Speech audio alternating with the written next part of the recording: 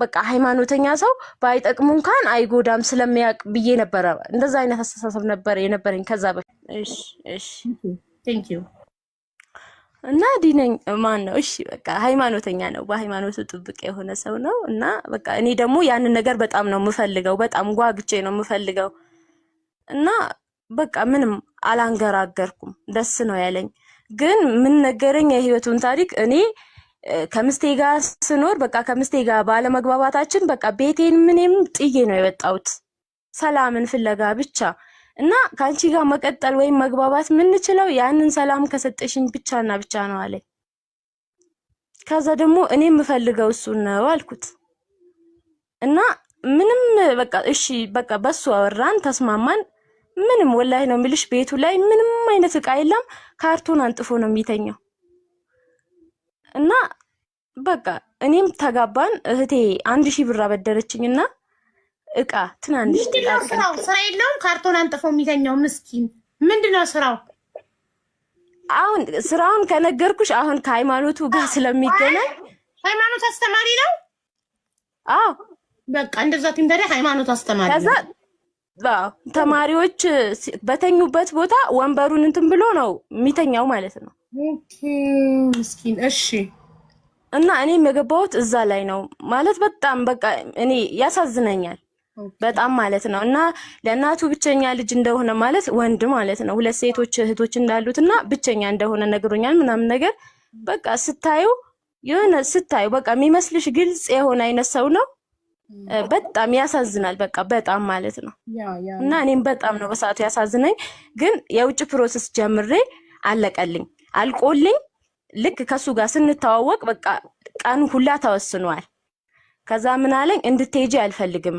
እኔ ስራ እየሰራው ስለሆነ እኔ ጋር የሆነ ነገር እፈጥርልሻለሁ አኖርሻለሁ አስተዳድርሻለሁ በቃ እንዳባወራ አስተዳድርሻለሁ እኔ አኖርሻለሁ አለሽ ጎበዝ ጀግና እንዲህ ነው ትክክለኛ ወንድ እሺ ከዛ በቃ እሺ ቢያንስ አሁን እንትን መንቀሳቀሻም ስለሌለን ቢያንስ ትንሽ ይዤ ልምጣ ስለው አይሆንም አለ ተጋባን ወለድን በቃ የመጀመሪያ ልጅ እንደተረገዘች በጣም ተደባዳቢ ነው ምን ብዬ ላስረዳሽ አሁን ሃይማኖት አስተማሪ ነው ስትያን ነበር ልክ ስትወልጂ ተደባዳቢ ሆነ ቆይ ልንገርሽ ሀውዬ ከዛ ከዚህ ሁሉ ተይውና ማለት ነው ከዛም በኋላ ተደባዳቢም ሆኖ ወላሂ ነው ምልሽ በጣም ነው የምወደው የዛኔ ማለት ነው እንዳትቆጪኝ ማለት እስከ መጨረሻው እንድታዳምጪ እሺ ማለት እስከ መጨረሻው ሰማሻለሁ ማሪ ምንም ችግር የለም እሺማ እና በጣም ነው የሚደባደበው በጣም ከዛ ውጪ ደግሞ ምንድነው የሚያደርገው እኔ መጀመሪያ ስልክ ማለት በቃ እህቴ ለኔ ስልክ ገዝታልኝ አንተ በዚህ ስልክ ተጠቀም ብዬ የኔን ስልክ ሰጥቼዋለሁ እሱ የሱን ቀየረልኝና መጀመሪያ ያደረገው ምንድነው ስልኩን ሰበረውና ከማንም ጋር እንዳልገናኝ ያደረገ ከማንም ማለት ነው እና ከቤተሰብም ከማንም ማለት ነው በቃ እኔም ሁሉ ነገር ያው ልጅቷም ተወለደች ልጅቷንም ወልጄም አርግዤም ተደባዳቢ ነው ይደባደባል ባልሽ ወለድሽ ውስጥ ልጅት ነው ቤተሰብ ጋር እሱ ጋር ነው እሱ ድሮም እዛ ነው እኔ ጋር አላመጣሁትም ቤተሰቦች ጋር ባልየው ጋር ነው እንዴ ታውሹ የመጀመሪያ ባሌ ጋር ነው ከሱ እያደገ ነው ኦኬ እና ይሄኛው በጣም ክፉ ሰው ሆነ በጣም ማለት ነው ከሰዎች ብዙ ነገር እሰማለሁ ግን ቦታ አልሰጥም ምን እንዴ በዝርዝር እናስረጅ ምን ተሰማያለሽ ከሰዎች ምን ሲያስተምር ለምሳሌ ማለት ነው ሲያስተምር ራሱ ከወላጅ ቅሬታ እንደሚቀርብበት በሴቶች ላይ ምናምን እንደሚባል ነገር ሰፈር ላይ እሰማለሁ እና በቃ እሱን ችዬ ያው ገብቼ ባለው ትዳሬን ሴቶችን ጾታዊ ትንኮሳ ያደርጋል ሴቶችን ያስቸግራል ግን እኔ በአይኔ አይደለም ያየሁት ሲሉ ነው የምሰማው ሴቶቹ ምናምን ማለት ነው በወሬ ነው እና በወሬ ደረጃ ደግሞ ትዳሪን አታናጊም በቃ ዝም ብዬ እንዳልሰማ አልፋለሁ ግን በመጨረሻ የሆነው ሌላም ትዳር እንደነበረው ሌሎችም ልጆች ምናምን እንደነበሩት ሰማሁኝ ከሱም ቤተሰብ ጋር አንቺ ከምታውቂው ብዙ ሚስቶች አሉ እንደነበረችው ሰማሽ አንድ ብቻ አይደለችም እስከ 4 ነው የሰማሁት እስከ 4 ምስ ማለት ነው ማሻአላ አንቺ አምስተኛ ነሽ እንደዛ ነው ኦኬ እሺ እና ከዛ ከቤተሰቦቹ ጋር ከሱ ቤተሰቦች ጋር እንድገናኝ አይፈልግም ማለት በቃ ምስጥር ይናገራሉ ምናምን ማግባቱን ይናገራሉ ብሎ ይሁን አላቅም ብቻ እንዲያገናኝን አይፈልግም። በስተመጨረሻ ግን በቃ እንደዛም እየተኮነ ኖርን። ከዛ በቃ ሁለተኛዬን ሳረግዝ አይ በቃ እኔ አሁን ከቤተሰቦችህ መተዋወቅ ፈልጋለሁ ብዬ አስቸገርኩት። እሺ ብሎ በቃ እሺ እኔ አልሄድም አንቺ ሄደሽ ቶሎ ትመጫለሽ አለኝ። ይሸኝን ሄድኩኝ።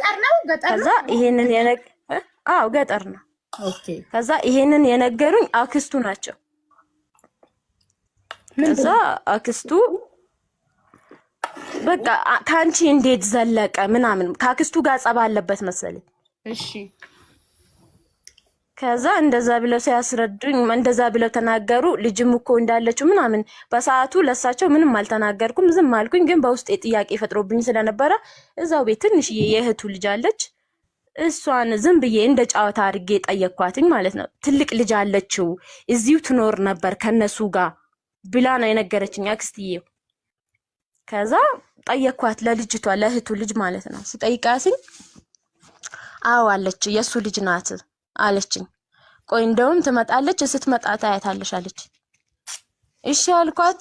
ስትመጣ ግን የሚገርምሽ ከኔ ትንሽ ነው የምታንሰው ልጅቷ።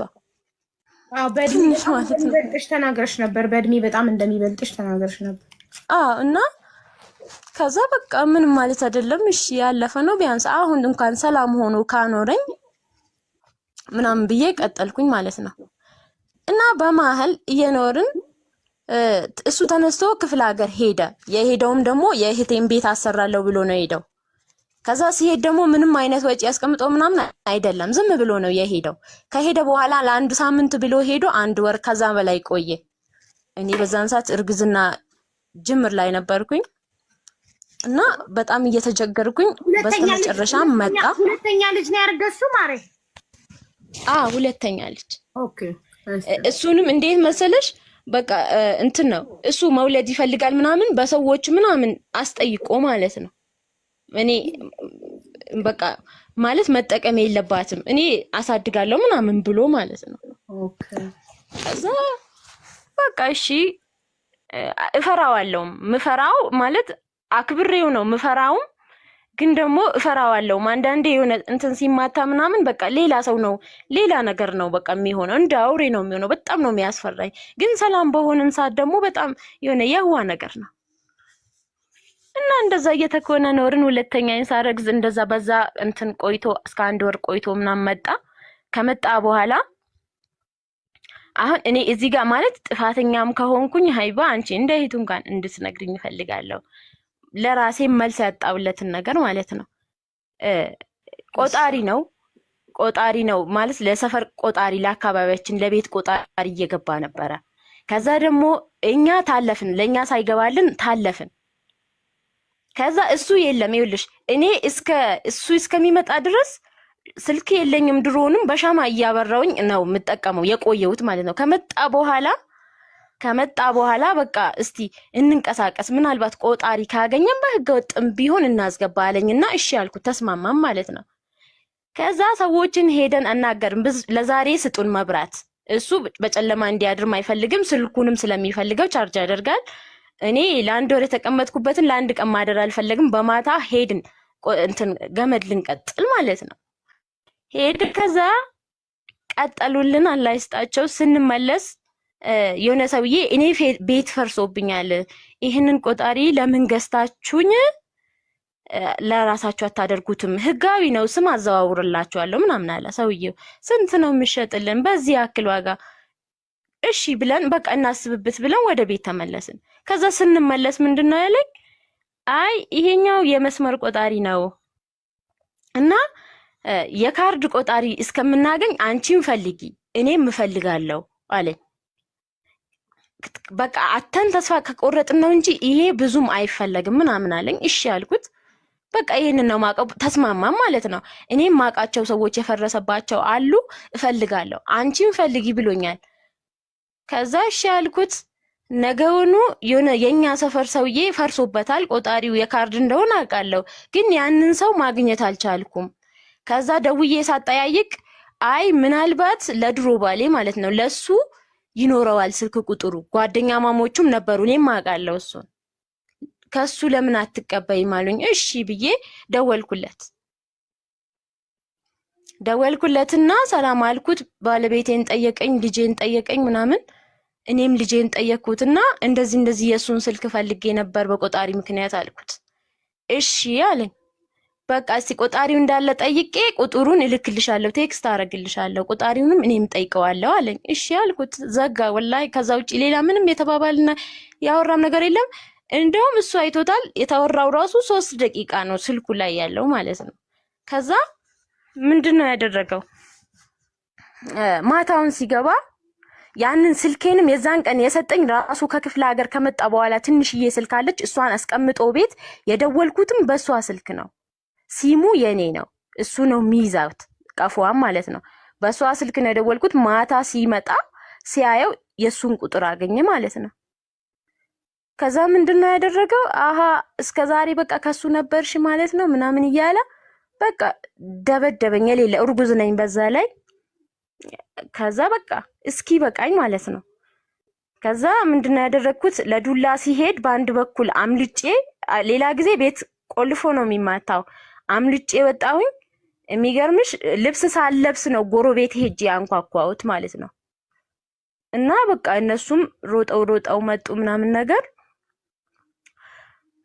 ከዛ በፊት ግን ደወለለት። ይኸውልሽ እንዴ ምናምን አትደውይ ያላልኩሽም እንዴ እሱ ጋር ምናምን ከሱ ጋር ያለሽ ግንኙነት ምንድነው ምናምን ብሎ እሱ ጋር ደወለለት። እኔ ቁጭ ብያለሁ። ደውሎለት ላውድ አረገውና አንተ ትፈልጋታለህ እንዴ ምናምን ነገር አለ። ከዛ ምንድነው የምታወራው አንተ? ስለምን መፈላለግ ነው የምታወራው? የልጅህ እናት አይደለች እንዴ? ስለምንድን ነው የምታወራው አለ። እባክህ እንደዚህ እየተሳደበ አሁን የምጠይቅህን ብቻ መልስልኝ፣ የምትፈልጋት ከሆነ እኔ እፈታልሃለሁ ምናምን ነገር አለ። ከዛ እንዴ ምን ሆነሃል አንተ ሰውዬ? በዚህ ያክል ደረጃ ወርደሃል እንዴ? ምንድን ነው የምታወራው ምናምን ነገር እያለ ወደ ስድብ ውስጥ ገቡ ሁለቱም ማለት ነው። ከዛ ደግሞ እኔ ጋር መጣና አሁንም መጀመሪያ መቶኝ ነበር ስልክ የደወለለት። ለሁለተኛ ዙር ደግሞ ስልኩን ዘጋና አሁንም ተቀጣጥረሽ ነው እንዴ ከሱ ካልታስደበድብኝ ምናምን ነገር ብሎ አሁንም ድጋሚ መቶኝ ምናምን ነገር። ሰዎቹ ከመጡ በኋላ ደግሞ ደወለ ማለት ነው። የመጀመሪያ ባሌ ሲደውል እያስረዳ ነበር ለሽማግሌዎቹ ምንድነው ጸባችሁ ምንድነው ብሎ ሲል እኔ አትደውይ ብያት ይኸው ደውላ ምናምን እንደገና ስጠይቃት ደግሞ ቆይ ቁጭ በለ ተረጋግተህ እናውራ እንዴት ነው እኔ እንደዚህ ነው እንዴ የምታስበኝ? በዚህ ደረጃ አልጠበቅኩህም ነበር ምናምን ብዬ ስለውኝ ማለት ነው። እንዴት ነው የጠበቅሽኝ? ቁጭ ብላችሁ እናንተ ስትጋቡ ምናምን ነገር እያለ ብቻ አወራ። ከዛ በኋላ ለሽማግሌዎችም እንደዛ ብሎ እያስረዳቸው ሰውየው ደወለ። ከዛ በኋላ ላውድ አረገውና ቆይ አንዴ ስሙት ምናምን ነገር አለ።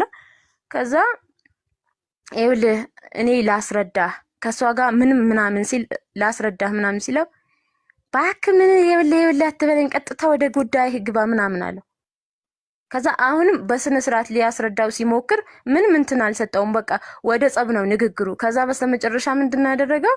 እሱም ሰደበውና በቃ እንደውም እፈልጋታለሁ በቃ ሽማግሌዎቹም እየሰሙ ነው። እንደውም በቃ እፈልጋታለሁ በቃ ልጅቷንም አሳድግልሃለሁ፣ አንተ ማሳደግ አቅቶ ከሆነ እኔ አሳድግልሃለሁ በቃ ምናምን ነገር እሷንም እፈልጋታለሁ ምናምን ብሎ ሲለው አያችሁ አይደለ ምናምን አለና በቃ ስልኩን ዘጋ ማለት ነው። ከዛ ደግሞ ሽማግሌዎቹም በስተመጨረሻ በቃ አንቺ ነሽ ጥፋተኛ እና ይቅርታ ጠይቂዋሉ።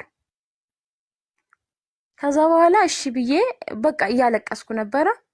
እሺ በቃ ይቅርታ የምጠይቀው ግን ለእናንተ ብዬ ነው እንጂ እናንተ ጥፋቱ በትክክል ማለት ይፈሩታል። ለምንድን ነው የሚፈሩት?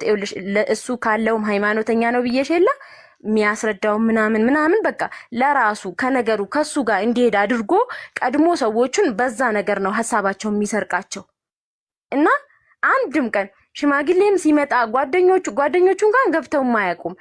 በቃ ሁሌም ስናወራ የሆነ ነገር ይሄ እንዲህ አይደለም ካልኩት ራሱ ቆይ አንዴ ልደውልና ልጠይቅ አንቺ በጆሮሽ ታረጋግጫለሽ ምናምን ይልና ለዛ ሰው ለሱ እንዲመቸው አድርጎ ይደውልለታል ወይም ያስረዳዋል። ከዛ በኋላ ጥፋተኛ እኔ ነኝ ጥፋተኛ አንቺ ጥፋተኛ ነሽ ይሉኛል። እሺ ብላለሁ በቃ ዝም እላለሁ። እና የዛንም ቀን እንደዛ ነው ያደረጉት።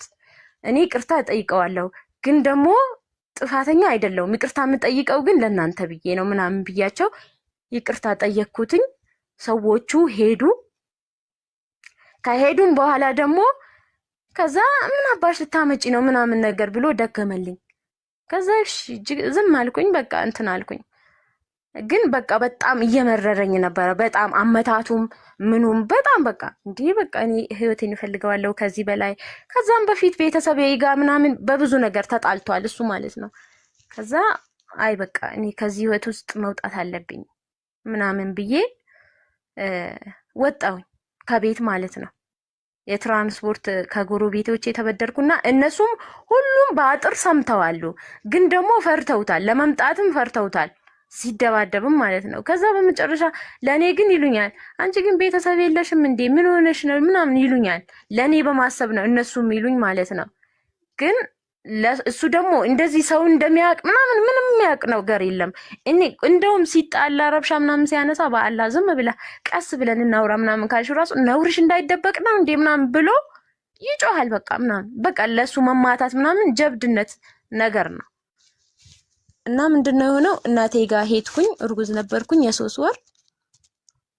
ከዛ ሄድኩኝ እናቴ ጋር ሄጄ በቃ አዋርድሻለሁ፣ ይሄንን ጉድሽንማ ለቤተሰቦችሽም ለሁሉም ተናግሬ አዋርድሻለሁ፣ ለሰፈር ሰውም ለሁሉም ተናግሬ አዋርድሻለሁ አለኝ። ኧረ አዋርደኝ ችግር የለው ከሱ ጋር እንደዚህ ማናወራም በቴክስት ነው ይሄንን ራሱ አዋርደኝ ራሱ ያልኩት ማለት ነው። በቃ ከቤት ወጣሁኝ። እኔ እናቴ ጋር አጎቴ ጋር አደርኩኝና እናቴ ጋር ሄድኩኝ በጠዋት። ከዛ ደግሞ የሰፈር ሰዎቹ ምናምን ሲደውሉልኝ አይ የኔና የሱ ነገር እንዲህ በጎረቤት ሰው ምናምን የሚፈታ ቀላል ችግር አይደለም ምናምን አልኳቸው ማለት ነው። ከዛ እህቶቹ ደግሞ እየደወሉ አረ በቃ አንቺ ምንድነው ሴት ልጅ አንዴ ከገባች በኋላ ትዳር ነው፣ ለምንድነው እንደዚህ የምትሆኚው? ይሄ እኮ ቤት ጥሎ መውጣት እኮ ዱርዬነት ነው ምናምን ይሉኛል እህቶቹ ማለት ነው። ከዛ በቃ እነሱንም ብሎክ አደረኳቸውኝ። ከዛ እናቴ ጋር ወለድኩኝ። ይኸውልሽ 3 ወሬ ነበር ብዬሻለሁ። ደውሎ ምንድነው ያለው አርግዛለች 3 ወሯ ነው እና ጽንሱ ላይ የሆነ ነገር ምናምን ቢፈጠር እኔ አለቃችሁ ምናምን ብሎ አስፈራራ ማለት ነው። ከዛም በፊት ያስፈራራል ቤተሰብ ጋር ደውሎ እና ማንም ምንም አላለውም፣ ዝም አሉት። ወለድኩኝ። በቃ መንታ ወለድኩኝ። 2 ሴቶችን አላሰጠኝ። ከዛ በኋላ ማሻአላ አሁን የመጀመሪያ ከሱ መጀመሪያ የወለድሽው ምን ነበር? ሴት ናት እሷ ሴት። ከዛ 2 መንታ ሴት 3 ሴት። ከመጀመሪያው ባልሽ የወለድሽው ቤተሰቦች ጋር ያለው ልጅ ወንድ ነው? አዎ እሱ ወንድ ነው። ኦኬ 1 ወንድ 3 ሴት። ማሻአላ ታድለሽ።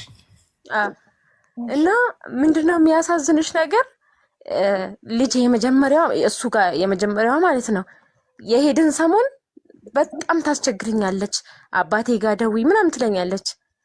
ከዛ ሌላ ሰው ጋር እየደወልኩኝ በቃ እሱ ነው ብዬ አናግሪ እላታለሁ ማለት ነው። ማን ጋር?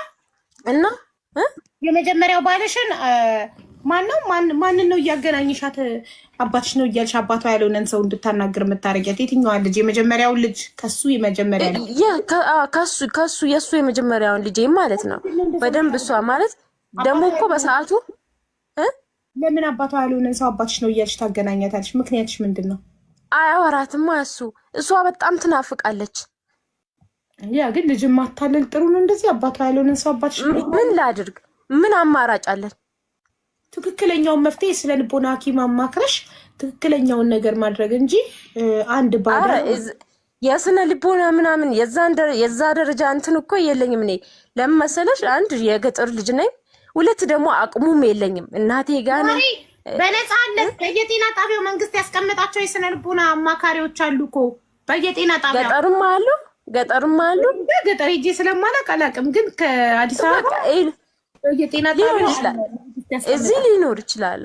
ግን እኔም በዛን ሰዓት የዚህ የስነ ልቦና ምናምን ጭራሹንም አልመጣልኝም። ብቻ ግን ለእኔ በሰዓቱ መፍትሄ ነው ብዬ ያደረግኩትን ነገር ነው። የለም አዲስ አበባ አለ፣ በየጤና ጣቢያው አለ። አይ አዲስ አበባ የለም እኮ አላልኩም። ፈራውን በለጥሻቸው ይኖራል ነው አለ። ስነ ልቦና ለነሱ ነው እየነገርኩ ያለሁት ማሪ። ለተመልካች ኮመንት ላይ የለም ለምን እየነገርኳቸው። እሺ እሺ እና በቃ እኔ በሰዓቱ ለራሴ መፍትሄ ነው ያልኩትን ነገር ነው ያደረኩት፣ እሷን እንደዛ ያደረኩት እንጂ ማታለል ጥሩ አይደለም። እንደ ሃይማኖትም አይፈቀድም፣ በተለይ እንደኔ እምነት ማለት ነው። እና ከዛ በቃ ጠፋ በዛው ማለት ነው። ምንድነው ያደረገው? መጀመሪያ ቤት ስንገዛ ይኸውልሽ ምንም አልነበረንም ብዬሽ የለ እንደተጋባን በጣም ስራ ሰራን። ከኢትዮጵያ ማነው ከዚህ ከአዲስ አበባ ወጥተን ሌላ እንትን ድሬዳዋ ሄደን ምናምን ሰራን፣ ብር አገኘን። አባቱም ደግሞ የሱ መሬት ነው ምናምን ብለው ሽጠው ብር ሰጡን። እሱንም ጨማምረን ቤት ገዛ። ቤቱንም ደግሞ በሰዓቱ የአስፋልት ዳር ነበረ፣ እንደው መንገድ ይደርስበታል ምናምን ብሎኝ ከሁለት ወር በኋላ ደግሞ ሌላ ቦታ እሱን ሽጠን አትርፈን በእጥፍ አትርፈን ሌላ ቦታ ሄደን ገዛም ማለት ነው።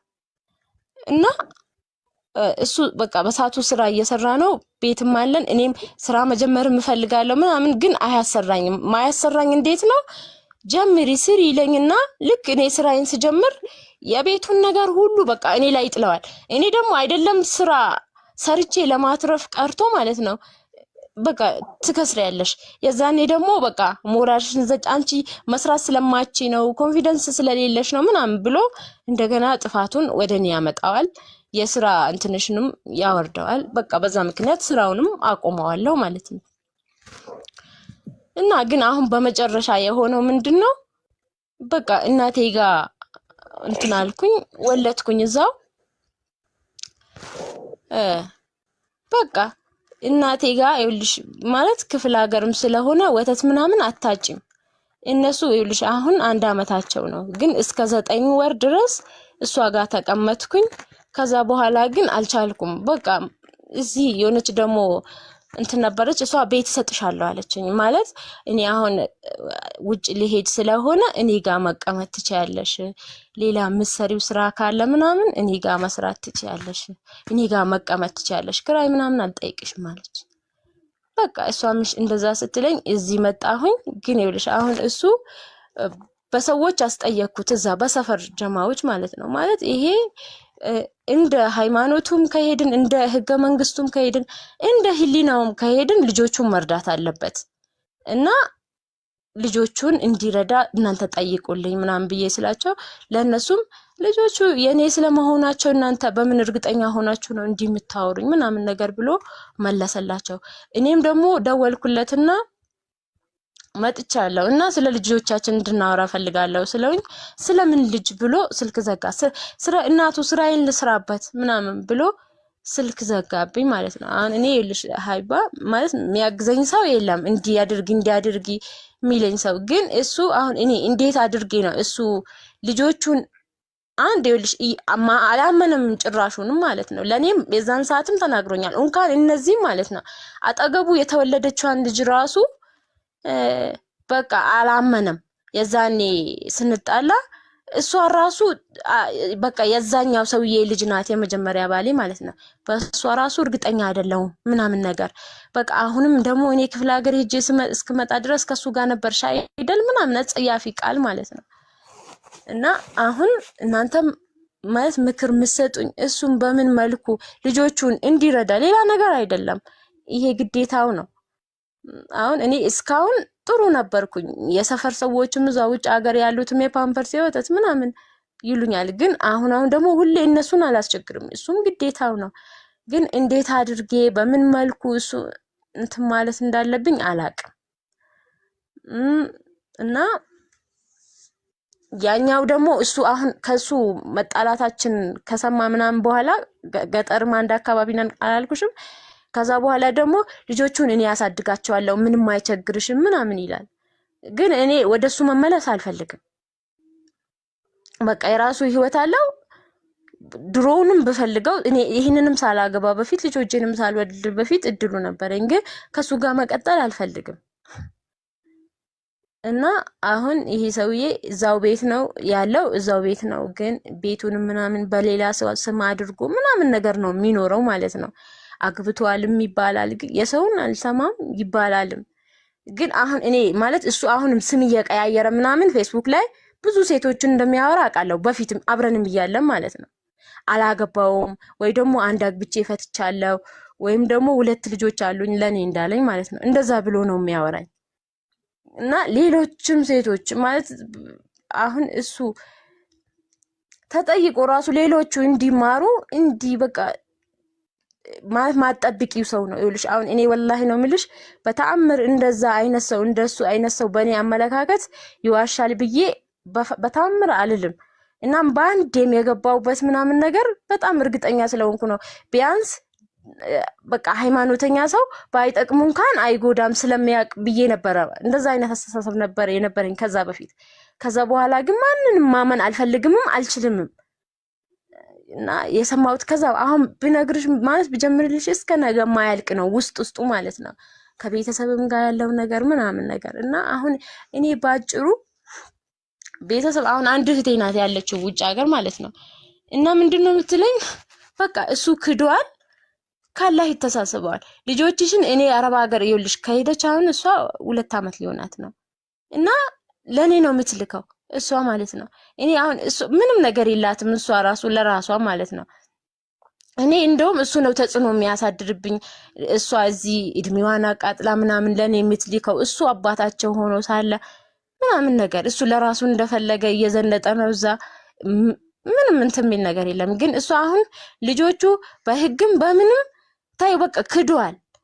እና አሁን እንዴት አሁን ነገም ቢሆን ልጆቹን እንኳን ምንም ነገር የለኝም አንዳንዴ እኔ ስናደድ በቃ ታይ ባክሽ አልቻልኩም። እኔ ልጆቹ ናቸው በቃ እንደውም ቤቱን አውቀዋለሁ ወስጄ ጥያቸው በቃ እኔም የሆነ ነገር ወይ አረብ ሀገር ሄጄ ሰርቼ ቤት ገዝቼላቸው ከራሴ ያደርጋቸዋለሁ ምናምን ቤስላት አይማ ዝም ብለሽ ነው እንደዚህ የህፃን አስተሳሰብ ነው።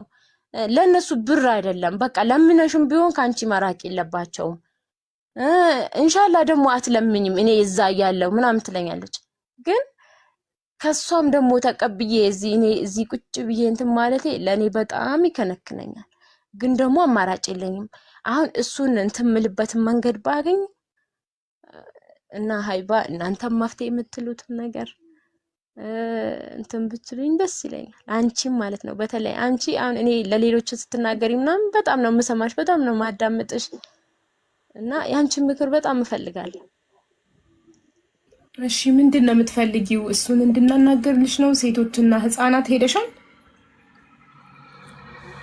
አልሄድኩም፣ የትም መሄድ አልችልም። ልጆቼ 2 ስለሆኑ መውጣት አልችልም እኮ። ይዘሻቸው ሴቶችና ህፃናት የሴቶችና የህፃናት መብት ትሄጃለሽ፣ ትከሻለሽ በህግ። ከዛ ዲኤንኤ ይመረመራል። ክዶ የለ ዲኤንኤ ይመረመርና የራሱ ልጆች እንደሆኑ ይታወቃል። ከዛ መንግስት ባፍንጫው ከደሞዙ ይቆርጥለታል። በየወሩ ተቆራጭ ያደርጋል። 3 አስወልዶ የኔ አይደለም ብሎ ነገር አለ እንዴ? 3 እስኪወለድ የት ነበር? የመጀመሪያዋ ልጅ እሺ ከመጀመሪያው ባልሽ ነው አለ። መንታዎቹ ውስጥ ከመብራት ኃይል ቆጣሪ ከሚሰራው ነው? ከሱ ነው የሚጠረጥርሽ? ከሰውየው ነው እንጂ እኔ ገጠር ሄጄ ከሱ ጋር ለምን ስልክ ከመጀመሪያው ባልሽ ከሱ ጋር ስልክ ስለደወልኩኝ እኮ ነው። መብራት ኃይል ቆጣሪ ከሚገጥመውስ ከደወልሽለት ከሱ ጋር ደወልሽ ብሎ ከሱ ጋር ይጠረጠረሽስ? ከሱስ አልጠረጠረም ልጅሽን? አይደለም ይኸውልሽ፣ ቆጣሪ ጋር መብራት ኃይል እኮ ሰራተኛ አይደለም። ይሄው ሰውዬ እኮ ነው እኔ ቁጥር እንዲሰጠኝ። ይሄው ሰውዬ የመጀመሪያው ባሌ እኮ ነው። የደወልኩት እኮ እሱ ጋር ነው። ትደዋወይ ነበር እንዴ? አይደለም ይኸውልሽ፣ አልደዋወልም። ከዛ በፊት እሱም ማለት ነው ማስጠንቀቂያ ሰጥቶኛል፣ አትደዋወይ ብሎ ማለት ነው። ከዛ ደግሞ እኔም እሺ ብዬ ተስማምቼ አንደዋወልም።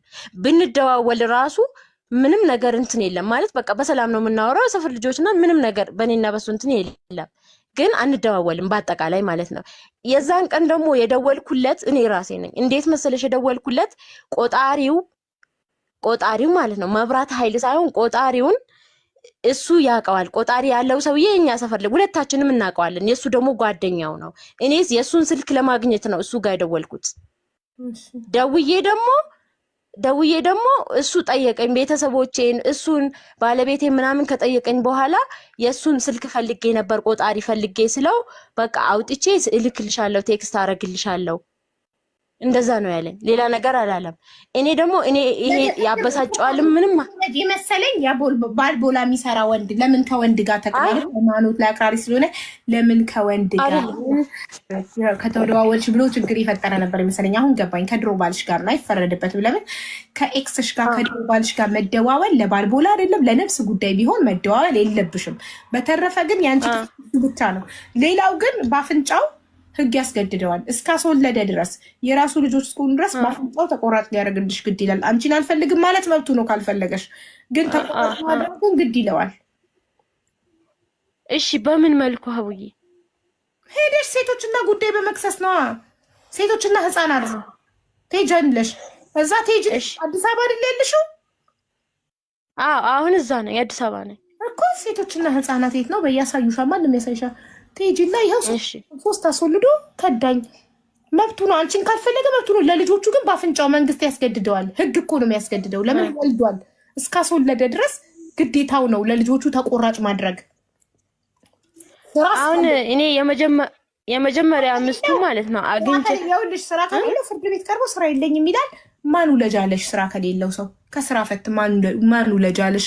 መቼም ከስጋው እንደዚህ ቆርጦ አይሰጥሽም ይልሻል ፍርድ ቤት። የመጀመሪያ ምስቱ እንደዛ ነው የተባለችው። እኔ አውርቻት ማለት ነው። እሷ አረብ ሀገር ሰርታ መታ ቤት ነበራት፣ አብረው የሚኖሩበት ቤት ማለት ነው። ከዛ እኔ ልጆችህን ለምን አትረዳም? ቢያንስ በአመት ባል የሄት ከያቸው ምናምን ሰው አይ እዛ ቤት መሄድ አልፈልግም ወጥቻለሁ ምናምን ይለኛል። ቤት ገዝቶ እንዴ ሀቅ አለብህ እኮ ምናምን ስለውኝ አይ የለብኝም በቃ እኔ ቤት ሰርቼላቸው ለልጆቼ እንዳይቸገሩብኝ አመቻችቼላቸው ነው የወጣሁት ምናምን ነው የሚለኝ። ግን ደግሞ ይሄ ነገር ውሸት ነው። እሷን በሆነ አጋጣሚ አግኝቻት አወራዋትኝ። ከዛ ሳወራትኝ አረ የእሱ ቤትም አይደለም ሲጀመር የራሴ ቤት ነው። ግን ደግሞ እንደውም ለልጆቹ ሄጄ ራሱ ከሽቼ የለም ስራ እየሰራ የለኝም ምንም ስራ የለኝም ብሎ ክዶ በቃ እኔም ቤትሽ ግቢ ተብዬ ቤቴ ገባሁኝ እና ይኸው እሱም ደግሞ በዛ ምክንያት ነው ምናምን በአለችኝ ማለት ነው የመጀመሪያ ምስቱ። ትክክል እኮ ያለሽ እና በዛ ምክንያት እንደዚህ አይነት ብዙ ጉዳዮችን ስለማቅ ነው። ይቅርታ ጆሮዬን በላኝ ኩፋል ይዘኝ ስለሆነ እንደዚህ አይነት ብዙ ጉዳዮችን ስለማቅ ነው። ስራ ከሌለ ወንድ ትወልዳላችሁ። ፍርድ ቤት ስትከሱ ፍርድ ቤት ቀርቦ ስራ የለኝም ሲል ዳኛው እና ምን ላድርግ ማን ስራ ከሌለው ወንድ ጋር ተኚ ማነው ውለጅ ያለሽ? አንቺ ኃላፊነቱን ትወስጃለሽ። ስራ ከሌለው ወንድ ጋር አብራሽ ተኝተሽ እስከወለድሽ ድረስ ልጅሽ ባንቺ ማህፀን የመጣ አሳድጊ ትባያለሽ። የትም አምጥተሽ ጉሊት ሽንኩርት ቸርችረሽም ቢሆን ታሳድጊያለሽ። ምክንያቱም ስራ እንደሌለው እያወቅሽ ማን ከዚህ ሰውዬ 3 ልጅ ውለጅ ያለሽ ይልሻል። ዳኛው ራሱ ነው ያባረሻል። ስራ ከሌለው ወንድ ወልደሽ ፍርድ ቤት ስታቀርቢ ይታሰራል። ኧረ እባክሽ ወንጀል የሰራ መሰለሽ እንደሚታሰረው ይታሰራል ትላለች እንደ ኮመንት ላይ። ኧረ እባክሽ ዳኛው ራስሽን ጥንብርኩስሽን አውጥቶ ነው የሚያባረሽ። ምንድን ነው የሚታሰረው? ስራ ካለው ከደሞዙ መንግስት አስገድዶ ተቆራጭ ያደርግለታል። ስራ ከሌለው ስራውን ጋር እኔ ከሌለው ከት ያመጣል። ከሌለው ጋር እየቆረጥክ ስጣት እኮ አይባልም። ካለው ከደሞዙ ይቆረጣል። ከሌለው ግን እሺ አሁን እየሰራ ቢዋሽ ሰሃቡ እየሰራ ነው ግን ስራ የለኝም ቢልስ እንዴ? አሁን እሱ እንደዛ ነው አደረገ። አንቺ ማስረጃ ታቀርብሽ። አንቺ እንደዚህ አይነት መስሪያ ቤት ነው የሚሰራው ያለሽ ይጣራላ። መስሪያ ቤት አይደለም ይኸውልሽ፣ መስሪያ ቤት አይደለም ቦታ ነው አውቃለሁ። አንቺ ትናገሪያለሽ እዛ ቦታ ላይ ስም እንዳጠሪ የሃይማኖት ቦታ ነው። አሁን ይኸውልሽ ሃይማኖቱም ማለት ነው። ከዛ በኋላ በብዙ ነገር እንትን ብሎ በቃ ተነቃበትና ትቶታል እሱ ራሱ ማለት ነው። ማለት ሰዎቹ ይመዘገቡና ብር ከበላ በኋላ ምናምን በቃ ስልክ አያነሳም። ስለዚህ ሱቅ አለው የለው። ምንድነው የሚሰራው ታዲያ? ደላላ ነው አሁን አይደለም። አሁን እንደሰማሁት ከሆነ እንትን ነው ካርድ ይሰራል። ካርድ ምንድነው? ይሄ ካርድ ማከፋፈያ አለ እንደዛ እንደተባለ ሞባይል ካርድ፣ የሞባይል ካርድ ይዞ እየዞረ እንደ ያዟሪዎች። እኔ አላየሁትም እኮ ተብዬ ነው ምን ይሰራል ምናምን ብዬ ጎረቤት ላይ ምናምን ሳጣራ አዙሮ ቆይ ካርድ አዙሮ 3 ልጅ ማሳደግ ይችላል ብለሽ ታስበሽ? ካርድ አዙሮ በሳንቲም ቤት አትርፎ አይችልም። ታዲያ ቆይ ይኸውልሽ በሳንቲም ቤት ላይ ምን ሊቆረጥ ነው? ፍርድ ቤትስ በታክሲ አያልቅም? እሺ አሁን ለምሳሌ አሁን ቤቱም አለ ሌላ ቤት ደግሞ ማለት ነው። አሁን መጀመሪያ ለሱ ከመጋባታችን በፊት አንድ የስራ መኪና ዝም ብሎ ዳማስ ነገር ነበረችው ከመጋባታችን በፊት። ከዛ ደግሞ እሱን ሽጦ መሬት ገዝቶ ነበረ። መኪናውን ሽጦ ጨምሮ መሬት ገዝቶ እንደገና ደግሞ ይሄንን መሬት አትርፎ ሸጠውና እዛ ደግሞ እኛ ሀገር ሄዶ ህጋዊ ቦታ ነው የገዛው። ግን ይሄንን ሲገዛ ማለት ነው ከኔ በስሙ አሁን እሱ የነገሩኝ ማለት ነው። መጀመሪያ ከኔ አብረን ስንኖር በስሙ እንደገዛ ምናምን ነው የነገረኝ። እሺ ግን በማን ስም ሆኖ ተገኘው? ማንም አልመረመረውም እኮ አሁን ጉዳዩ ምንም እኔ ዝም ብዬ ስሰማ ነው። ጓደኛ ነገር ነው ከሱ በሱ በራሱ ስም አይደለም የገዛው፣ በሌላ ሰው ስም ነው የገዛው። ብልጥ ነው። ያንንም ማለት ነው እኮ አንቺ አይመለከትሽም። በራሱ ስም ካልሆነ ሄደሽ ፍርድ ቤት ብትከሺ መንግስት በስሙ ምን እንዳለ ያጣራል። በስሙ ሴም ካርድ ብቻ ካለው ሴም ካርዱን አትካፈይ መቼም ምንም በቃ። እሺ ይሄኛውስ ቤት እሺ አሁን እሱ ህጋዊም ባይሆን ማለት ነው አሁን እሱ የሚኖርበት በስሙ ካልሆነ የሚኖርበትን ቤት በሌላ ሰው ስም ከሆነ አይመለከትሽም። በስሙ ነው የሚመለከትሽ። የሚኖርበትማ አሁዬ የሚኖርበት ይኸውልሽ አዲስ አበባ ነበረ። እሱ በኔ ስም ነበረ የተገዛው፣ በኔ ስም ነው። ግን ምንም አይነት ፋይል እኔ ጋር የለም። ቤትም አያስቀምጥም ነበር እንኳን የሱን የቤት ፋይል ማለት ነው። ሌላ ነገር እኔ ስልጠና ወስጄ ምናምን ስራ የምሰራበት ፋይል ነበረ። እሱን ሁላ ወስዶ ሌላ ቦታ ነው የደበቀው። ከዛ ሲጠየቅ አላየውም አለ እኮ። ከሰሽዋ በስምሽ ከሆነ ታገኛለሽ። እሺ ይሄኛው ደግሞ አሁን ይሄኛው ማለት ህጋዊ ካርታ ያለው ቤት ስላልሆነ ዘምዘም ችግርሽ እኮ አታዳምጪም አንቺ። አረብ ሀገር ሄድሽው የመጀመሪያው ባልሽ ከማግባትሽ በፊት ነበረ። በኋላ አረብ ሀገር ሄድሽ። ከየት አምጥተሽ ነው በአንቺ ስም የገዛችሁት ቤቱን? ነገርኩሽ እኮ በእኔ ስም የገዛ ነው። እንዴት መሰለሽ እንደተጋባን ምንም አልነበረንም ብዬሻለሁ። ካርቶን አንጥፎ ነው የሚተኛው ምስኪን ድሃ ነው ብለሽ ነበር። አብረን ነው የተኛ ነው። ካርቶን አንጥፈን ሽርጥ ለብሰን በአንድ ሽርጥ ገብርታን አብረን ነው የተኛ ነው። በአንድ ሽርጥ አብራችሁ ገብታችሁ ካርቶን አንጥፋችሁ ተኝታችሁ የመጀመሪያ ልጅ ፈጠራችሁ። እሺ ከዛ ደግሞ ድሬዳዋ ነው የሄድነው እንደተጋባ ማለት ነው።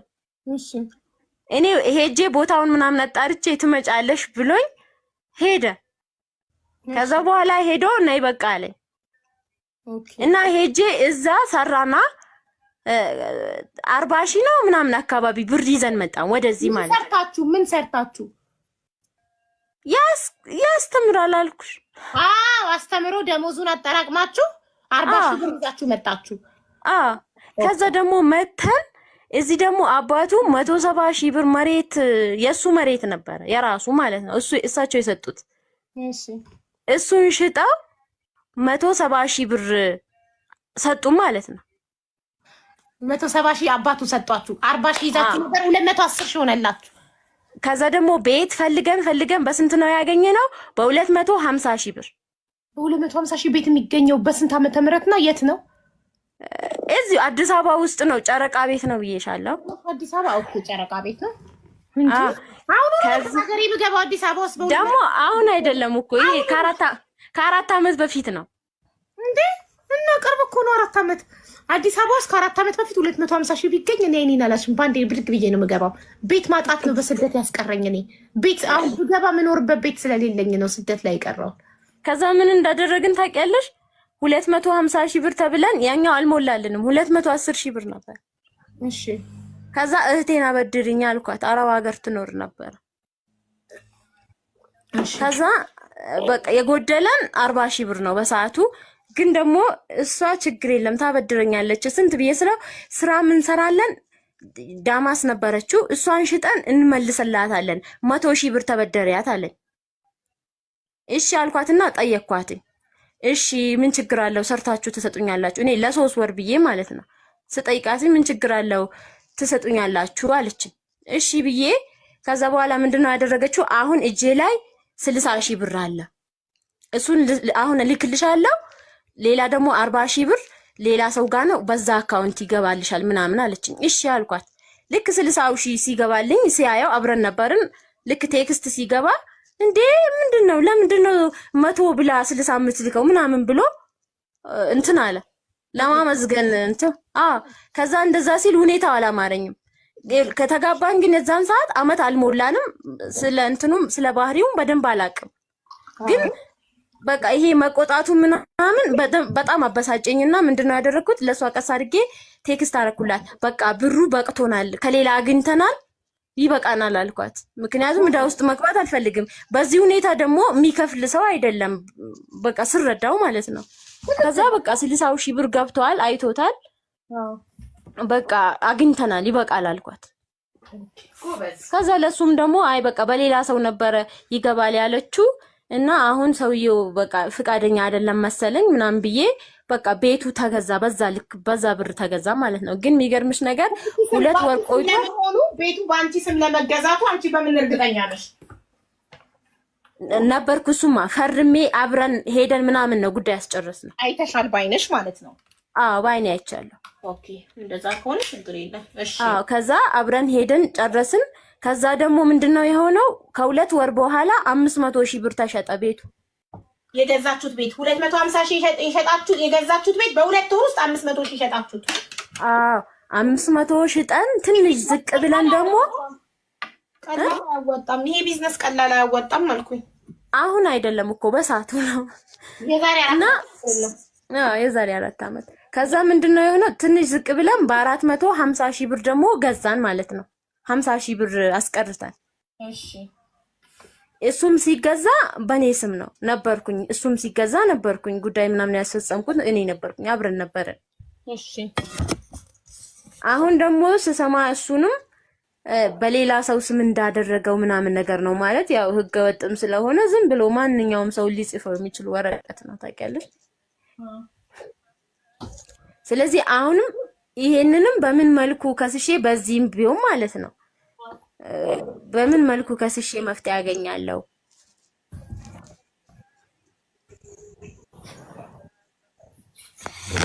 ሰማሽ ነው ማሪ?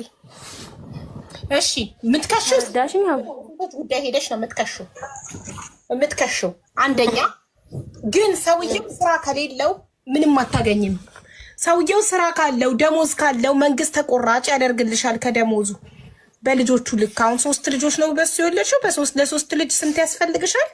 መንግስት ወስኖ ተምኖ ተቆራጭ ይደረግልሻል። ይስ እንደዛ ነው የምታገኘው። እሺ አሁን ስራ የለውም ወይም ደግሞ ቢኖርም እኔ ከባህሪው አንፃር ማለት ነው አው ስራ አለኝ ብሎ የሚሰጥ ሰው አይደለም። ግን አሁን እኔ የቤቱንስ ነገር ቢያንስ ቤቱ ወይ እዛ አሁን የስራም ቦታ ነው ስራ ያሰራል ማለት እዛ ቦታ ብትሆኚ ብትሰሪ ታገኛለሽ። ኦኬ ካርድ ነው የሚያዞረው አለሽ? ቤት ነው ብዬሻለሁ። ካርድ አዙሮ ካርድ ማዞር ደሞዝ የለውም። አሁን በትርፍ ነው የለው። ስራ የለኝም ካለ ምንም አይነት ማስረጃ ካላቀረብሽ በቃ ስራ የለውም ነው የሚባለው። ግን ለማንኛውም ቤቱስ እሺ እኮ በቤቱ ጉዳይ መክሰስ ትችላለሽ። ሴቶች ጉዳይ ሂጂ እኮ ነው የምልሽ። ሴቶችና ህፃናት እኮ እሱን ነው የምልሽ። አሁን እኔ የስራውን ቢኖረው እንኳን እንደዚህ በካርድ ማለት ነው የካርዱ ሲጀመርም እንዳልሽው ቢመጣም በቂ አይደለም። እሱ ደግሞ እኔም ማለት እሱ በማቀውም ደግሞ ይሄ ስራ አለኝ ልጆቼን በዚህ ምናምን ሰው አይደለም። ምክንያቱም ህሊናውን ያልፈራ ህሊናውን እንትን ያላለው ልጆቹን እንኳን መንታ ሆኖ እንኳን ያልጋጓ ሰውዬ ብር ምናምን የሚረዳ ሰው አይደለም። ይልቁንስ እንደዚህ አሁን ኤጀንት ከሆነ ብር አለው የካርድ አከፋፋይ ከሆነ ላይክ ለሱቆች የሚያስረክብ ከሆነ ገንዘብ ያገኛል። እንደዛ እኮ እያሉ ነው። እሱ ማለት ነው ማለት የስራ ፍላጎቱ እኔ ከኔ ጋር ያለን አብራን ስራ አልጀመረም ነበረ። ግን ምን ይለኝ ነበረ የሆነ ጓደኛዬ ያለ በቀን እስከ 3,000 ብር ያገኛል እና አለማምደኝ ብየዋለሁ። እኔም እሱን ነው መስራት የምፈልገው ይል ነበር። በቀን እስከ 3,000 ብር ካገኘ በወር 30,000 ብር ነው ማለት ነው አይደለም? 90,000 በወር 90,000 እሱ 90 እኔ እንጃ በቃ በወር 3,000 ነው ምናምን ብሎ በቀን 3,000 ያገኛል። ጓድ ያገኛል እኮ አይደለም ሲሰራም አላየሁትም እኔ ኖ የሆነ ልጅ በቀን 3,000 ያገኛል እና አለማምደኝ ብየዋለሁ። አለማምደኝ ያምሩ ከሆነ በቀን 3,000 እሱም ሊያገኝ ይችላል ነው ያልኩሽ። ካገኘ እኔም እንደዚህ ካገኘ በወር 90,000 ማለት ነው። አሁን ይሄንንስ መንግስት ማለት የካርድ አከፋፋይ መሆኑን በምን መልኩ ነው የሚደርስበት? በሱ ምን እንጃ እሱን አላውቅም። መንግስት የራሱ ስራ ነው፣ እሱ ነው የሚያውቀው። አንቺ ማድረግ ያለብሽ አሁን የሴቶች ጉዳይ ሴቶችና ህፃናት ትሄጂና ትከሻለሽ፣ ታመለክቻለሽ። ከዛ ሁሉም ራሳቸው ያደርጉታል፣ እንደሚሆን ያደርጉታል። ኢንሻአላህ ቢዝነላ ኢንሻአላህ። ግን አንቺ አሁን ሶስተኛ ባል ብታገኚ ታገቢያለሽ? አላገባም። ለምን? በቃ ልጆቼን አሳድጋለሁ። ምን ያደርግልኛል?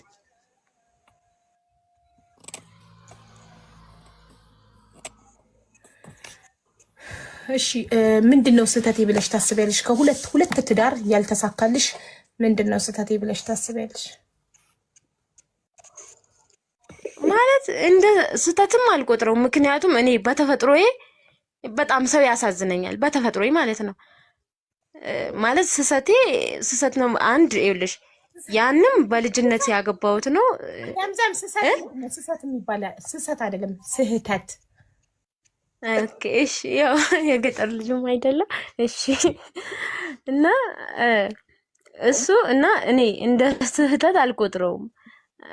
የሁለተኛው እንዳልኩሽ ነው፣ ለሃይማኖተኛ ሰው ነው ለምለው ሰው ካለኝ ቦታ አንጻር የገባውበት ነገር ነው።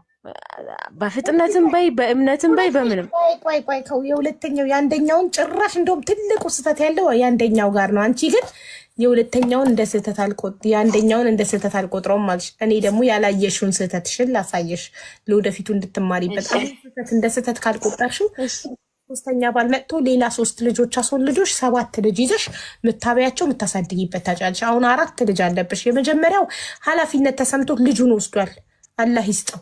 ሁለተኛው 3 ልጅ አለብሽ። 3 ልጅ ራስሽ ብቻሽን ነው የተሟሟትሽ ያለሽው ለማሳደግ። ስለዚህ ልንገርሽ፣ የመጀመሪያው ስህተትሽ አንቺ ከአረብ ሀገር እሱ ሌላ ያላገባ ነው ሲልሽ እንዳያገባብሽ ውጠሽ መጣሽ። ያግባ ይኸውልሽ፣ አንቺን የእውነት የሚወድሽ ሰው ሌላ ሊያገባ ነው ብሎ አያስፈራራሽም።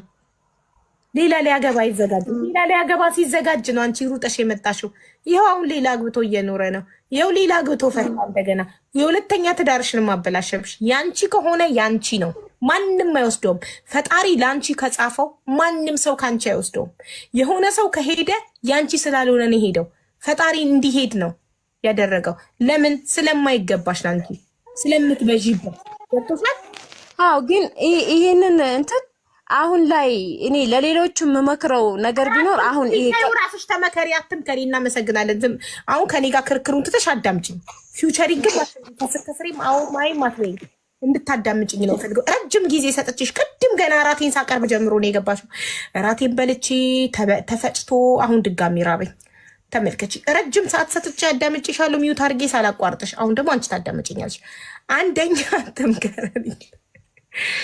አንደኛ ላገባ ነው ሲልሽ ገደል ግባ ነበር ማለት የነበረብሽ። አንቺ ግን አረብ ሀገር ሊያልፍልሽ ህይወትሽን ልትቀይሪ ሄደሽ ላገባ ነው ሲልሽ ሌላ ሊያገባ ሲል ሩጠሽ መተሽ እንዳያገባ አስጥለሽው አገባሽው።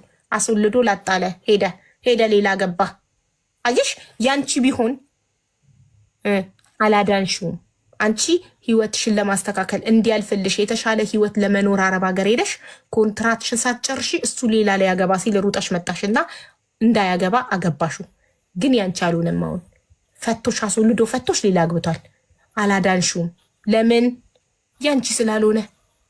ያንቺ ያልሆነ ነገር ይሄዳል። አንድ ሰው በምንም አይነት ምክንያት እሄዳለሁ ብሎ ካስፈራራሽ ሂድ፣ መንገዱን ጨርቅ ያርግል ነው ማለት ያለብሽ። ያንቺ ያልሆነ ነገር ያንቺ አይደለም። ያንቺ የሆነ ነገር ዘላለም በህይወት እስካለሽ ያንቺ ነው። አግብተሽ ወልደሽ 10 ዓመት አብረሽ የቆየሽው ባል በ11ኛው ዓመት ቢሄድ ያንቺ በቃሽ፣ እስከዚህ ድረስ ነው ያንቺ ብሏል ፈጣሪ። በቃ ከዚህ በኋላ ይሄ ሰውዬ አይሆንሽም። ምናልባት 12ኛው ዓመት ላይ ይገልሽ ይሆናል። ፈጣሪ ከሆነ ነገር ሊያድንሽ ሲፈልግ ነው የሚወስድብሽ። ያንቺ ከሆነ ሰው ሊወስድብሽ አይችልም። ያንቺን ፈጣሪ የሰጠሽን ነገር ሰው ሊወስድብሽ አይችልም በፍጹም። ከሄደ ያንቺ አይደለም፣ በቃ ፈጣሪ ወሰደው። እሳይ ተመስገን አምላኬ ትያለሽ። ለምን? ምናልባት አብራችሁ ብትቆዩ ይገልሽ፣ አሲድ ይደፋብሽ ይሆናል፣ የሆነ ነገር ያደረግሽ ይሆናል። ያ ነገር እንዳይፈጠርብሽ ፈጣሪ ወሰደልሽ ካጠገብሽ፣ ተመስገን ብለሽ ህይወትሽን ትቀጥያለሽ እንጂ እኛ ሩጠን የምናድነው ነገር የለም በህይወታችን። አንቺ ሩጠሽ ከአረብ ሀገር ገብተሽ አላዳንሽውም። አገባሽው፣ አስወለደሽ፣ ሄደ ወደ ሌላ። ብገለውስ እሺ ወይ እንዳትገለውም ይሆናል ፈጣሪ የወሰደው ከሷ። በቃ ፈጣሪ ያገናኘውን ሰው አይለየውም። ሰው ለየኝ አትበሉ። በቃ እህል ውሃችሁ እዛ ድረስ ነበረ፣ አለቀ። ሄደ፣ ተለያየሽ፣ ወይ እሷም ሄደች፣ ተለያየች። በቃ ከዚህ በኋላ ሁለታቸው አብረው ቢሆኑ ጥሩ አይፈጠርም ብሎ ፈጣሪ የወደፊት ቀድሞ ስለሚታየው ለያያቸው። ከዚት ምንም ሌላ ነገር የለም። የመጀመሪያው ባልሽ ላይ ሩጠሽ መሄድሽ፣ ህይወትሽን አላማሽን ጥለሽ፣ ሁለተኛው ላይ ደግሞ ሰውን በሃይማኖቱ መለካትሽ። ሰው በሃይማኖቱ አይለካም፣ ሰው በተግባሩ ነው የሚለካው።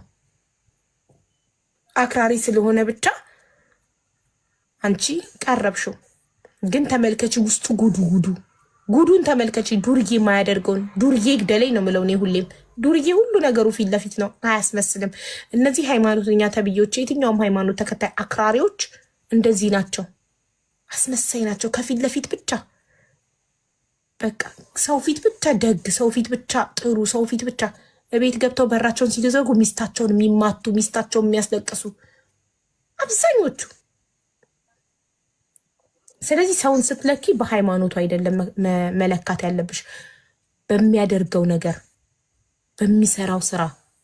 ያው ነካሁት፣ አንዱን ስርዓት ያዢ ብሎ ጻፈ፣ ተነካ፣ ቁስሉን ነካሁበት። ሌባ ብለሽ ስትጣሪ ይደነግጣል። አንተ እንደዛ አይነት ሰው ካልሆንክ ለምን ተናደድክ? እንደዛ አይነት ሰው ነክ። ከፊት ለፊት ሌላ፣ ከኋላ ሌላ ነክ። ሰው ፊት ሚዲያ ላይ ምናምን ጥሩ፣ ለውጭ ሰው አልጋ፣ ለቤት ውስጥ ቀግሃ ነው ምናምን ነው የሚባለው። የውጭ ሰው እንዲያደንቃችሁ፣ ደግ መልካም እንዲላችሁ፣ ውጭ ላይ በጣም ሰላምተኛ መልካም ሆናችሁ ቤት ስትገቡ ሚስታችሁን በጥፊ የምትሉ፣ የምትሳደቡ፣ የምታመናጭቁ ባለጌዎች፣ አስመሳዮች። እና አንቺ መጀመሪያ ስትለኪ በሃይማኖቱ አልነበረም ሰውየውን መለካት የነበረብሽ በተግባሩ ነበረ፣ በሚያደርገው ነገር ነበር። ተሳሳትሽ። ለወደፊትሽ ትማሪያለሽ። ሰው መለካት ያለበት በተግባሩ ነው፣ በሚያደርገው ነገር ነው። በሃይማኖቱም አይደለም፣ በመልኩም አይደለም፣ በዜግነቱም አይደለም፣ በብሔሩም አይደለም። በምኑ ነው? በተግባሩ። ለሰው ባለው ክብር። ራሱን የሚያከብር ሰው ያከብራል። ከመጀመሪያው በትትና የማያወራሽ የማያከብር ከሆነ ጥለሹ መሄድ። ብድግ ብለሽ ከተቀመጥሽበት ወንበር ላይ ጥለሹ መሄድ። የማያከብርሽ ሰው በህይወትሽ አያስፈልግሽም። አይደለም እጁን ሊሰነዝርብሽ፣ በክብር የማያናግርሽ ከሆነ ጥለሹ መሄድ ነው ያለብሽ። ምንም አያስገድድሽም ከሱ ጋር ለመቆይ። ምንም ሙሉ አካል አለሽ። ሰርተሽ ትበያለሽ፣ ሰርተሽ ልጆችሽን ታሳድጊያለሽ። ለምን ጉሊታ አንጥፈሽ ሽንኩርትና ድንች መድበሽ አትሸጭም? በክብርሽ፣ ማንም አባቱ ሳይሰድብሽ ሳይሰነዝርብሽ። ክብር ከምንም ነገር ይበልጣል። ምን ስለሆነ ነው እሱ የሚደበድብሽ? ለምን ሲባል? ለምንድን ነው እየተደበደብሽ ልጆችሽ አንቺ እየተደበደብሽ እያዩ አድገው ምን አይነት አይምሮ እንዲኖራቸው ነው የምትፈልጊው? ጠንካራ በራሳቸው የሚተማመኑ ደስተኛ ልጆችን ማሳደግ የምትፈልግ እናት ራሷን ታስከብራለች። መጀመሪያ እናታቸው ስትጠፈጠፍ እያዩ አድገው በፍጹም ልጆች በራስ መተማመን ሊኖራቸው፣ ራሳቸውን አይወዱም፣ ሀዘንተኛ፣ አንገደፊ፣ ምስኪን፣ ማንም የሚጠፈጥፋቸው ለራሳቸው ለመብታቸው መከራከር የማይችሉ ልጆች ነው የምታሳድጊው እየተደበደብሽ። እንኳን በጊዜ ወጣሽ ከዚህ ህይወት። ማንም ሰው ማንንም ላይ የመሰንዘር መብት የለውም። ማንም እዚህ ምድር ላይ ማንም። እናትና አባቶቻችን በሰዓቱ ቀጥተው አሳድገውናል። አለቀ። እኛ ፈረንጅ ወይ አረብ ብንሆን እናትና አባቶቻችን ራሱ እኛን የመምታት መብት የላቸውም ነበር። ግን እኛ አበሾች ስለሆንን እየተገረፍን አድገናል። የዛሬ ልጅ ግን ጫፉን የመንካት መብት የለኝም። እኔ ልጄን የመምታት መብት የለኝም። ልጄን ብመታ ጎረቤት ፖሊስ ይጠራብኛል። በገዛ ልጄ አምጬ በወለድኩት ልጄ ኢትዮጵያ ውስጥ ስለማልኖር ብመታው ልጄ ቢጮህ ጎረቤት ፖሊስ ይጠራብኛል። በገዛ ልጄ ማንንም የመምታት መብት የለውም። ስለዚህ ሴቶች ራሳችሁን አስከብሩ። አይደለም እጅ ሊሰነዝርብሽ ሊሰድብሽ አይገባም፣ ሊያንቋሽሽሽ አይገባም። ከቻለ ፍቅር ይስጥሽ፣ ካልቻለ አርፎ ይኑር። አለቀ። የምን መማጣት መሳደብ ነው ደግሞ? አሁን ሴቶችና ህፃናት ሂጂ። እሺ እሺ ሂጂና መልሱን ንገሪን። ዘምዘም የት አካባቢ ነው ያለሽው? እሺ ኢንሻአላህ። የት አካባቢ ነሽ? አሁን ነው ምኖረው ብቻ አሻዋ ሜዳ የሚባል ቦታ። በቃ ብቻሽን መሄድ ካልቻልሽ አሁን ሌሊት ስለሆነ ነው። ነገ ቀን ላይ ሰው ፈልግልሻለሁ አብሮሽ የሚሄድ ጊቢ። ነገ ላይፍ ስገባ ነይና ሁለት መንታ ልጅ ይዘሽ ብቻሽን መሄድ ካቃተሽ አሸዋ ሜዳ አካባቢ የምትኖሩ ብዬ ሰው ፈልግልሻለሁ ኢንሻአላህ። እሺ ስንት ሰዓት ነው የምትገቢው? እኔ እንጃ አላቅም። በጣም ስለምተኛ እንደተነሳው አላቅም። ስንት ሰዓት እንደምነሳ አላቅም። ከዛ ከልጆቼ ጋር ትንሽ ተጫዎቼ ምናምን ነው ላይፍ የምከፍተው። ልጆቼ ነገ ትምህርት ስለሌላቸው ሰሞኑን በቃ 10 ቀን ረፍት ናቸው። ከእነሱ ጋር ተጫዎቼ ምናምን በቻልኩት አጋጣሚ አላቀውም። በዚህ ማለት አልችልም። ብቻ ከሰዓት ነው ላይክ ከ10 በኋላ ነገር ነው የምከፍተው ኢንሻአላህ። እሺ ይጠብቃል። አይዞሽ እሺ፣ ከጎንሽ ነው እናግዝሽ በቻልኩት ኢንሻአላህ። እሺ በጣም ነው የማመሰግነው። ምንም አይደል የኔ ማር፣ አይዞሽ በርቺ፣ ያልፋል። እንኳን ከዛ ህይወት ወጣሽ፣ እንኳን ራስሽን ነፃ አወጣሽ እንጂ ሁሉም ነገር ያልፋል። እና ነገ ገብታ እኮ ነገውኑ አይደለም እኮ ይዟት መሄድ ይመሽባታል አልሽኝ ልጅ እናቴ። ነገ ምንድን ነው ቀኑ? ሮብ ነገ አናግሬላት ሐሙስ። አሁን መቼ ለታ ያቺን እናት